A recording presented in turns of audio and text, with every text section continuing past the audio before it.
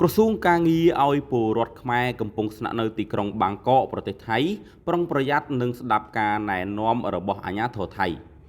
ភ្នំពេញ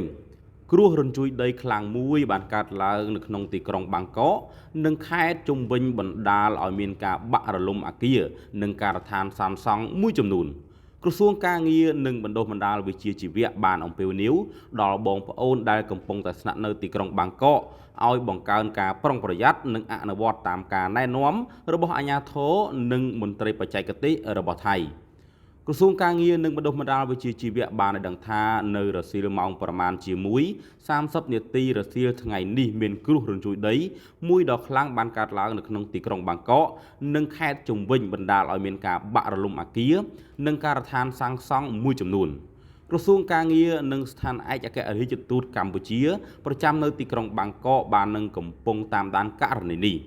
និងបានធ្វើការតាក់ទងជាមួយនឹងស្ថាប័នពាក់ព័ន្ធថៃដើម្បីស្វែងរកព័ត៌មានលម្អិតអំពីផលប៉ះពាល់និងជនរងគ្រោះបាននៅទីតាំងដែលមានការបាក់រលំក្រសួងការងារបានបន្ថែមថាព័ត៌មានបឋមគិតត្រឹមម៉ោង3:15នាទីរសៀលថ្ងៃទី28ខែមីនានេះបាទគឺនៅឯការដ្ឋានសាងសង់ដែលរលំបាក់អគារមួយមានពលករបរទេសប្រមាណជា30នាក់អាចជាប់គាំងនៅក្នុងអគារប៉ុន្តែមិនទាន់អាចបញ្ជាក់បានថាមានជនជាតិណាខ្លះនោះទេអាជ្ញាធរថៃកំពុងតែធ្វើការសង្គ្រោះនិងជំនះក្រសួងនិងស្ថានទូតនឹងបន្តការតាមដាននិងត្រៀមខ្លួនផ្ដល់ការគាំពារក្នុងករណីចាំបាច់ក្រសួងក៏បានអំពាវនាវដល់បងប្អូនដែលកំពុងតែស្នាក់នៅទីក្រុងបាងកកសូមបង្កើនការប្រុងប្រយ័ត្ននិងសូមអនុវត្តតាមការណែនាំរបស់អាជ្ញាធរនិងមន្ត្រីបច្ចេកទេសរបស់ថៃបងប្អូនប្រជាពលរដ្ឋខ្មែរដែលកំពុងតែស្ថិតនៅទីក្រុងបាងកកអាចតាក់ទងបាទស្ថានបាទឯកអគ្គរដ្ឋទូតកម្ពុជាដើម្បីស្នើសុំជំនួយតាមរយៈទូរស័ព្ទលេខបាទបងប្អូនលេខទូរស័ព្ទគឺខ្ញុំដាក់នៅក្នុង